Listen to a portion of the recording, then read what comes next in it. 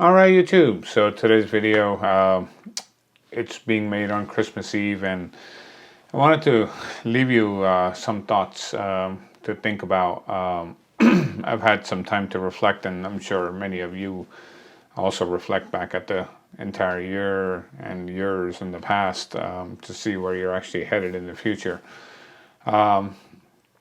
This video is long overdue, and so, what does it mean, and why am I making this video? So the title of the video is, do you need a mirrorless camera in 2025 and beyond to be able to do your photography? And we're going to actually get into that.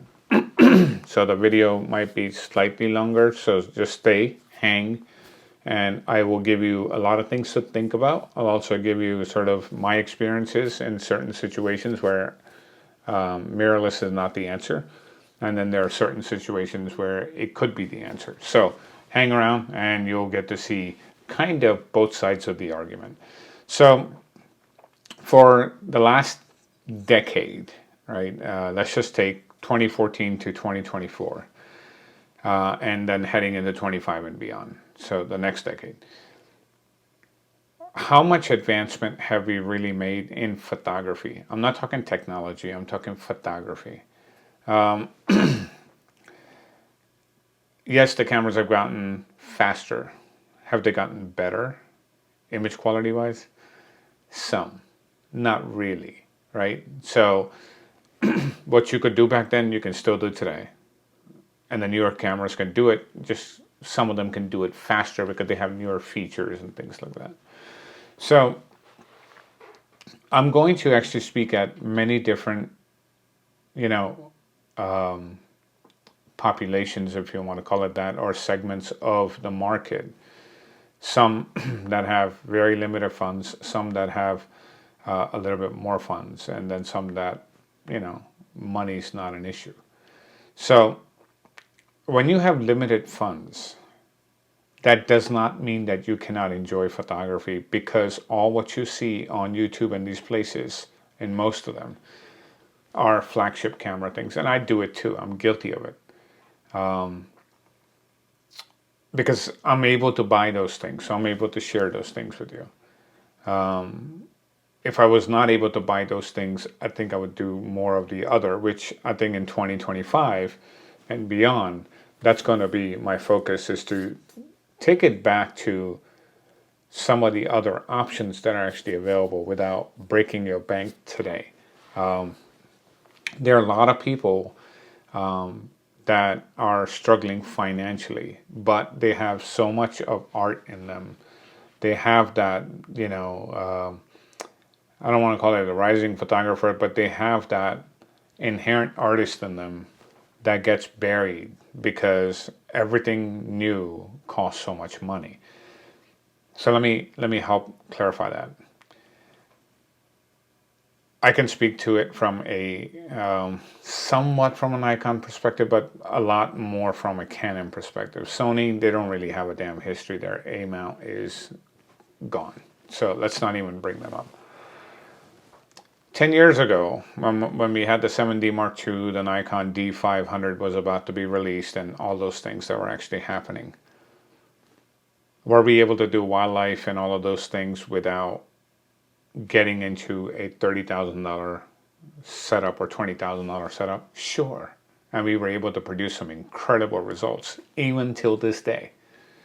When I go to Conowingo Dam today, there are still people using those cameras and DSLRs on the sidelines, neck to neck with every of the latest mirrorless camera that's out there, and they're producing just as good of an image.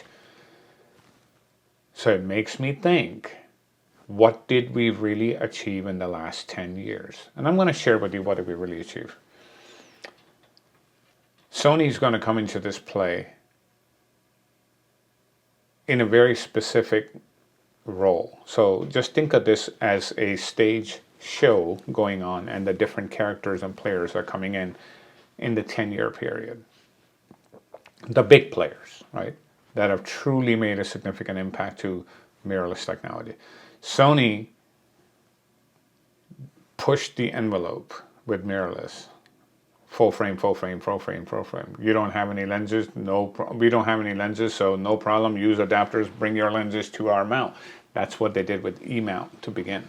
They didn't have any lenses. But just to level set here, Nikon, Canon, Samsung, they were doing mirrorless way before Sony was, or around the same time. So, you know, mirrorless was going on the APS-C front, just not on the full frame. So Sony took that angle, took it to town. They were very successful at it, right? So then they had the multiple iterations. Along the way came this camera called Sony A9. And when the Sony A9 came, it became kind of revolutionary because stack sensors now could read very fast, similar to a mechanical shutter. Not quite as fast, but it was fast. And I hate to use the word, but it was a game changer. The A9 actually changed the industry, right? Into looking at, oh, maybe mirrorless can be the future. Then came the A9 II, which got Sony into the Associated Press. No, it wasn't the Sony A1, it was the A9 II that got them into the Associated Press, and that's where they are today. Along the way, Canon and Nikon were still producing like the D6 and the 1DX Mark III that they released when the A9 came out. They didn't really have a serious mirrorless option. 2018, Canon launches, you know, the EOS R system. Nikon launches the Z system. The first iterations, they were okay from both brands. So-so. They weren't the best, but they weren't the worst either. They were really heading somewhere with the new mounts and all of that. They had a lot more to lose, both Nikon and Canon, because they had previous mounts, millions and millions and millions of users. Sony had nothing to lose. Where is all of this going? Because I want you to understand the last 10 years before you can understand how you want to spend your money for the next 10 years. Whether you should spend the money or whether you should tread on caution, save your money, and get the most out of what you got now, and then look for something else later. That's the idea here. So all of that happened, then the RF system started to build. The Z system has, you know, come a long way. Incredible lenses, incredible, you know, bodies. Z9 comes out, you know, and then obviously Canon makes the R3, and then all the different things that are actually happening with now the R1, and then Sony comes out with the A1 too. It's overwhelming, right? So if you're on a budget, you're looking at all of this fluffy stuff happening where the camera body is $5,000-$6,000, the camera lenses are $15,000-$20,000 a pop, and you're like, God dang, how am I going to do that? Don't worry, it's okay. And especially if you have a decent DSLR, a D500, 7D Mark II, 5D Mark IV, Nikon D850, you have one of those type of cameras, you got nothing to worry about. Those cameras are very capable. Honestly, guys, yes, the eye tracking, all this stuff is all good. We could nail focus with just 9 AF points. I don't need 5 million AF. Yes, it makes life easier. I get it. But that does not mean that you cannot produce the same result someone else can. Now, this is something that what I'm about to say is very profound, and please listen to it because you've heard me say this 1,000 times. Marry your lenses and date your bodies. Do not go out there and spend all this money on every single new camera iteration. Rather, spend the money to buy good quality glass. I've got some friends that kept arguing with me, trying to convince themselves that the Nikon PF lenses are just as good as a 600 f4. It is not. There's a reason why the price is different.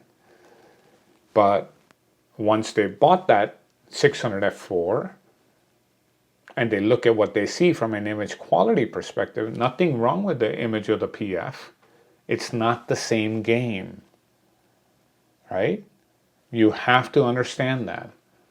Now, let's talk about the important thing. If you have one of the older DSLRs, you are in one of the best positions you can be in, because you can buy the older Nikon, Canon glass at fraction of what it costs brand new. And those lenses are nowhere near inferior to the new stuff that they're making today, which you're paying $13,000, $14,000, $15,000 for. I don't know of a brand that has made a shitty 600 f4. If you do, leave it in the comments below. I don't know that. When you spend that kind of money on a piece of glass, it's done right. Buy those lenses, $2,000 to $4,000. You can have an incredible 600 f4 version 1, and it'll be so heavy. So what? Invest $500 to $1,000 on a really good tripod. Stick that damn thing on there. You're not going to walk around. All these people, like when I had the 600 f4 RF here, it weighs about a little over 6 pounds. Trying to shoot birds handheld with that for hours on end is foolish. It's just pure stupid. Yeah, you want to be macho man, you want to do it for 1-2 minutes. After that, you're really kidding yourself. Get a freaking gimbal, get a tripod, do whatever you need to do.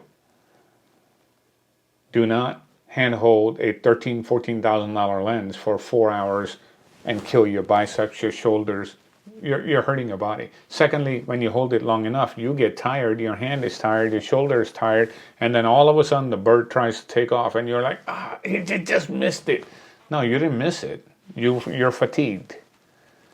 Had you spent the money on a decent tripod, had left it there, your mind would have been free from messing with a freaking 6 to 7 pound lens. Right? Now think about this. You could have saved a lot of money and you could have bought a 600 generation 1 or 2, the DSLR version from Canon or Nikon, had it mounted on there, which was, let's say, 9 pounds, for example. Does that still hurt you? No, it's already on the damn tripod. The tripod's taking the weight, not you. Are you going to get a better image quality with the newer one? Not really. It's not really that much different, guys. You don't believe me? Trust me on this. Try it. Go rent them and put them on your new DSLR body, your new mirrorless bodies. Save your money, guys. Buy the better glass. Don't buy shit. All brands today, and I'm not saying that these are shitty lenses. All brands today, whenever they talk about weight savings and all these things in optical design of lenses, there is something that is not there. Do understand that when the price drops like that. That 800 f11, great lens. Is it the same as the 800 5.6? Hell no. I know that. And for me trying to convince you that it is, I'm a fool. Right? So, buy the better glass. Yeah, if it's a little bit older, sure. Just make sure that you can get it serviced and you can get it taken care of. Just use common sense. Body-wise, let's say your D500 breaks today. So what? Get another one for $500. Does it hurt you? No, but if your Z9 breaks, it's $5,000. Does it hurt you? Absolutely, because KEH is only going to give you $2,700 if you go trade it right now. That's right. What's a better buy? Right? Think about it. And it's a APS-C versus that. But you can get a D850 and you can still produce the same kind of result that you can on a Z9. Now, if you're doing a lot more video, you're doing all these other things, I get it. Okay, fine. Go get the mirrorless, spend the money, do what you need to do. That does not mean that the older stuff is outdated. So please do not go out there this holiday season or beyond into 2025 and spend your money buying things that are going to drain your wallet, and then it totally takes the fun out of truly being able to produce incredible images. Your incredible images are not produced by the camera you have, but more the lenses that you have. Spend the money on the glass. Buy the better glass.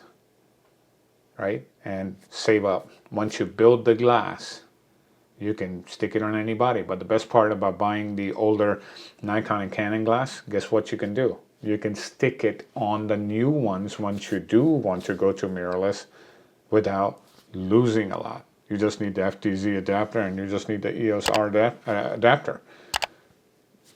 They work just as good as they do on the DSLR. But guess what? Let's say you buy a Z9 and you have a D850, both at the same time. You love your D850, you want to keep it. Can you use your Z lenses on the D850? You can't. But if you got one of the older ones that is stellar, 85 1A, the 105 that everyone brags about all the time, all those lenses, right? If you have those, you can use it on the D850, you can use it on the Z9. Now that lens is worth 10 times more. Why? Because it is multi-purpose. And if you don't like that either, guess what you can do? You can move it to another system, maybe an Olympus or whatever. You can, adapt it to whatever the heck you want. So be very careful of how you're spending your money. Do not believe these people that tell you that you have to buy the new cameras to produce incredible results. You really don't. Yes, I get excited too. I tell you, R1 better than anything else? Yes, it is in autofocus. Fine. But do you need it? Not really. If you're shooting for Nat Geo or you're shooting for a company that is paying you to get that one shot and that autofocus has to be pin sharp and this and that and the other, it probably would be the tool of choice, right? And if I'm really hired by someone to go shoot a landscape and all I can shoot is a full frame camera, I would most likely use an Icon camera to shoot the landscape. They just do better with it. I mean, they do better with the, certain tones of colors. You want to shoot weddings and you want to shoot colors and people, Canon just does it better than anyone else. They just do, right out of the box. Now, that doesn't mean the other ones can't look good. It just takes more work to get there, which is fine. As long as you understand the limitations of what you're spending your money on and what the system can and cannot do for you, you will always make the right decisions. I hope this helps you. And the answer to the question in this video and the title of this video, do you need to go mirrorless in 2025 and beyond? My answer is no. If you have good enough gear and or want to save money, buy the DSLR stuff. Buy it now while you can, while it's cheap, before the prices go through the roof, because they're gonna stop making it and there's only so much of it around. And then, everyone wants the higher end stuff and then just not available. So with that, like, subscribe, be nice to each other, go out there, create your magic, leave your comments below. I'd love to get your thoughts, but make sure they're positive, because if they're on the negative and or belligerent side, guess what happens? We delete and we block. So delete and block 2025. Let's go get it done. If I don't talk to you tomorrow, you guys have a beautiful, beautiful Christmas. A very Merry Christmas to each and every one of you that celebrates, and a very, very prosperous New Year coming up. I will probably make a few videos before the New Year is over. So with that, I will talk to you in the next one. Thank you.